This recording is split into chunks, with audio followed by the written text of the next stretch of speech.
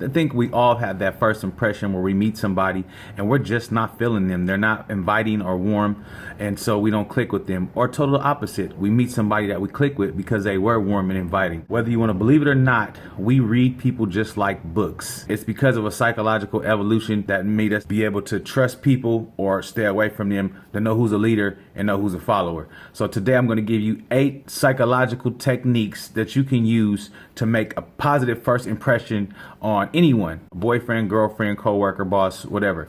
So stay tuned because there's a lot of information in this one.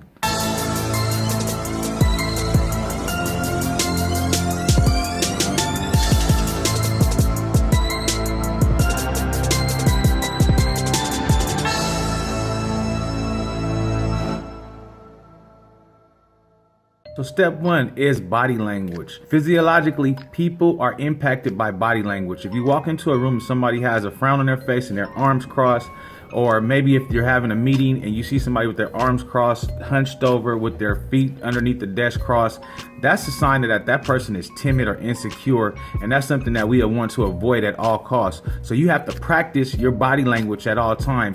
At home, you can stretch out, stretch your legs out, take up a lot of space, be comfortable and confident. They're called high power poses, and you can Google some of those up, and I'll show some here in the video. But you also want to have your chin up, your shoulders back, and always maintain eye contact. You want to have a poised posture of confidence, and you want to exude that you're comfortable in the environment that you're in. So that's number 1, is body language. That brings us to number 2. Be punctual. Be on time. Now what time is it? Time is the most valuable commodity that you have, and people that are in power positions that you want to make an impression with are going to pay attention to how wisely you utilize your time. For example, if you have a job interview and you're supposed to be there at 10 o'clock, my recommendation is to leave at 9:10 if you know it's going to take you 30 minutes to get there. Not only will it make a great impression that you got there and gave yourself a buffer that prepare for anything that is unseen, like having to drop off something that you left in the car, you might have left your cell phone at home, or maybe even traffic. Give yourself room so that way you get there on time. Plus, it makes a good impression when you get there before the person that you are going to see, whether it's a boss, a date, or maybe even a mentor. So number 2 is to be punctual and on time. And believe me, it does count. Hey, where do you think you're going? Tip number 3, use your tone. And this is something you could practice in the shower, in front of the mirror. I recommend in front of the mirror. It's something that will definitely command respect when you speak from your chest and your diaphragm and not your nose. And it will also exude confidence in the situation that you're in. It's not what you say, but how you say it. Say it with your chest! And that's called neuro-linguistic programming. That is the science of how to say the right thing with the right tone, with the right words to put people in trances. And we might go over that a little bit more in the future. But right now, work on your tone so that you can exude confidence in any situation that you are in. Say it with your chest, little ass. Learn how to adjust your tone for any scenario that you're in as well. Number 3, use your tone. Certain things do turn me on.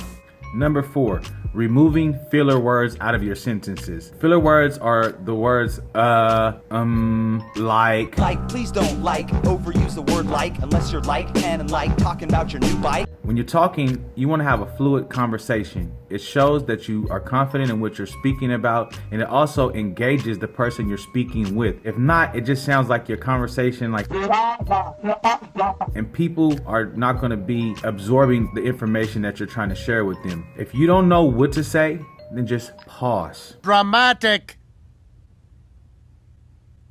Pause! I'm a fast talker. Sometimes I keep going, and I had to take the time and learn to pause. Pause! Pausing makes room for you to engage with the person you're talking to, and it also allows the person to absorb the information that you're saying with as much practice as you can, which starts off by you talking to yourself in the mirror or even recording yourself so that you can go over the things that you are lacking in. Engage with the person that you're speaking with. That's number 4. Number 5, stay clean, stay well groomed. The first thing people see is your face. If you have yellow teeth If your hair is not combed, if it's nappy, knotted, if you have a 5 o'clock shadow, your beard is not maintained, people are going to think that you don't smell good. They're going to equate that with you being irresponsible. Let's get out of here. I know it sounds politically incorrect, but it's the truth. People judge you off your appearance, so you want to stay well groomed. I understand if you have yellow teeth, you smoke cigarettes, you drink coffee, and that's your vice, then watch some tutorials on how to get your teeth whitened, tutorials on how to style your hair. There's a plethora of information out there if you're serious about getting your groom game together, but you have to take pride in yourself, because people notice that, and you can lose a potential mate, a client, a potential mentor, or a potential club or association that you're interested in just because you are not groomed. That doesn't mean change your style. That just means clean up your style so that people can appreciate it, okay? Nobody likes somebody that is dirty and filthy, and people equate the way you maintain your hygiene with the type of person that your character is. So number 5, which is very important to me, stay well groomed, stay fresh and stay clean. Number 6 is your wardrobe or your attire. Immediately after somebody looks at your face, the second thing they judge you on is your wardrobe.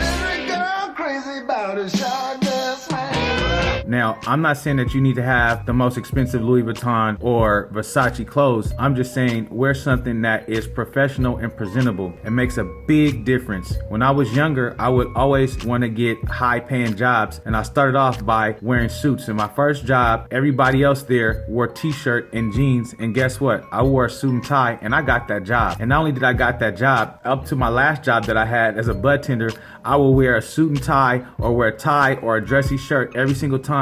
And 9 times out of 10, the people that would come in would think I was the owner of the store, not even an employee. So I really highly recommend that you find some clothes that fit your style, that are stylish, but that most importantly fit. This is a tip for the fellas. If you decide to wear a suit, it's going to command respect, but make sure that suit fits you or hugs your body very closely, because when a suit is too big or baggy, look like you got some hand-me-downs, it just looks bad and sloppy, and then again, people won't have the same respect even though you have on that suit and tie. That guy in a little coat. Ladies, if you want to have respect going into a job, don't wear the high skirt and the low cleavage blouse. Believe it or not, that does not command respect, it commands attention, and you can lose respect by revealing too much skin. So yes, number 6 is attire.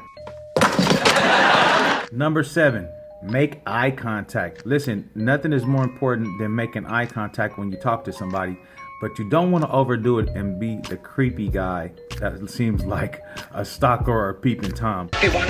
One of my rules of thumb is when I talk and engage with somebody, I use sort of like a 70-30, 80-20 rule, where I'll look at them for 80% of the time, and then the other 20% I'll gaze off and then make eye contact so that they know that I'm engaged in the conversation.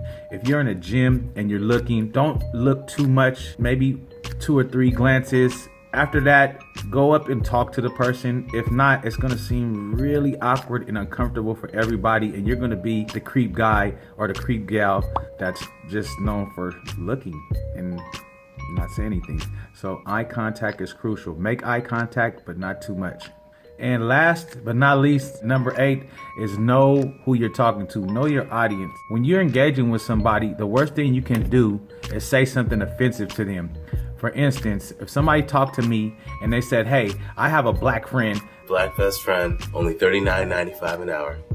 That is normally a big red sign that they don't have too many black friends and they really don't like black people, or they're trying to fit in too hard. Yo, Pops, me have some cheddar. Some player haters be throwing salt in my game. That's just for me personally. Know who you're speaking to. If you're going to go to a corporate situation, a corporate environment, then speak corporately. When you're with your friends, then you can speak comfortably in that manner, but know who you're talking to. Just like the female that you're interested in, don't talk to her like you would talk to your mom. So let's make sure that we're engaging with the people that we're talking to and learning a little bit more about it. If it's somebody or a culture that you haven't yet interacted with, do some research. Internet is full of information that will help you build your confidence and make a better impression on someone. You did it. You blew me away. So I know we went over a lot of information in a small amount of time, and it can be overwhelming for you to absorb all that material. So what I recommend is to start small, because the best way to eat an elephant is one bite at a time. So start with one small goal and practice that goal, practice that technique until you get better with it, and then move on to the other.